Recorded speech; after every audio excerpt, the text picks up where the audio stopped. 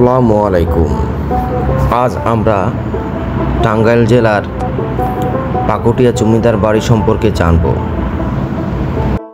পাকুটিয়া জমিদার বাড়ি টাঙ্গাইল জেলার নাগরপুর উপজেলায় অবস্থিত একটি জমিদার বাড়ি।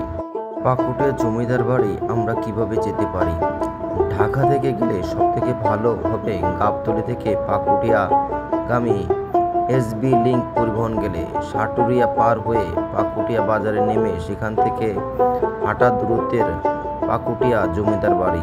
এছাড়া ঢাকা মহাখালী বাস টার্মিনাল থেকে বিনিময়, ঝটিকা, ধলেশ্বরী ইত্যাদি বাস টাঙ্গাইলের উদ্দেশ্যে নিয়মিত যাত্রা করে। এই সমস্ত বাসে ভাড়া লাগে 200 থেকে 250 টাকা। ট্রেনে যেতে চাইলে একটু খোঁজ খবর নিয়ে দেখতে পারেন ঢাকা উত্তরগামী কোনো ট্রেন টাঙ্গাইল রেল স্টেশনে থামে, তাহলে ট্রেনে করে সহজে টাঙ্গাইলে যেতে পারবেন। টাঙ্গাইল থেকে সিএনজি অথবা দেলদুয়ার হয়ে লাউহাটি হয়ে পাকুটিয়াগামী লোকাল পরিবহনে যেতে পারবেন জমিদার বাড়ি। ঢাকা থেকে আরিচা রোডে কালামপুর স্ট্যান্ড হয়ে সাটুরিয়া দিয়ে সোজা উত্তর দিকে 15 কিলোমিটার দূরত্বে পাকুটিয়া জমিদার বাড়ি। আবার টাঙ্গাইল জেলা হতে দক্ষিণে অবস্থিত দেলদুয়ার হয়ে লাউহাটি দিয়েও পাকুটিয়া জমিদার বাড়ি যাওয়া যায়।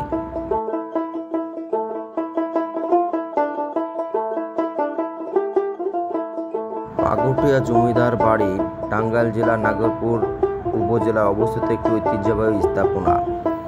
জমিদার বাড়ির 3টি মহলের মধ্যে নিজস্ব বৈশিষ্ট্য অপূর্ব লতাপাতার কারুকাজ। বর্তমানে এই জমিদার বাড়িতে BCRG ডিগ্রি কলেজ চালু আছে। পাকুটিয়া জমিদার বাড়ির কাছেই আছে নাট মন্দির, কালী মন্দির এবং একটি বিশাল পুকুর।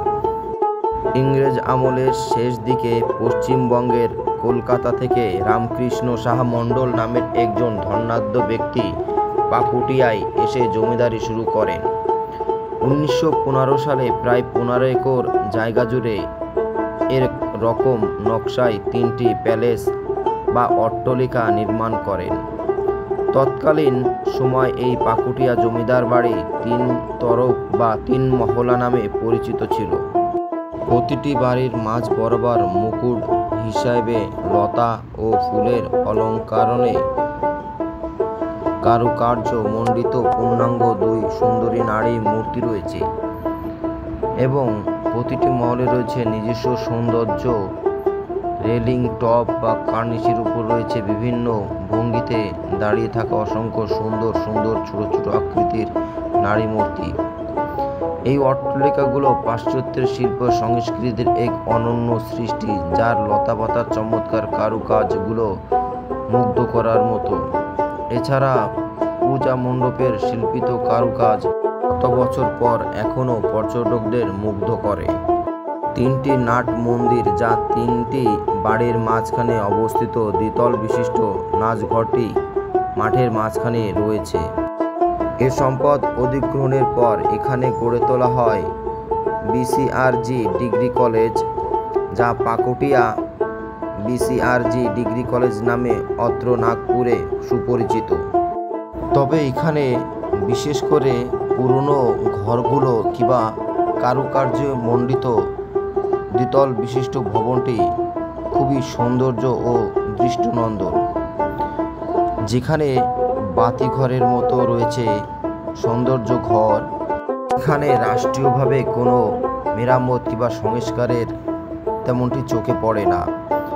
তবে সরকার ইচ্ছা করলে এই জমিদার বাড়িটাকে সংরক্ষণ অধিগ্রহণের মাধ্যমে একটি দৃষ্টিনন্দন স্থাপনা হিসেবে ঘোষণা করতে পারে।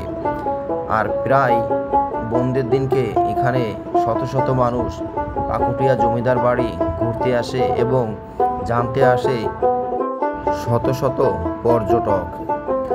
স্থানীয়দের দাবি, এখানে সরকার এবং স্থানীয় পর্যায়ে মেরামত এবং সৌন্দর্যমণ্ডিত করলে হাজার হাজার টাকা ইনকাম হওয়ার সুযোগ আছে।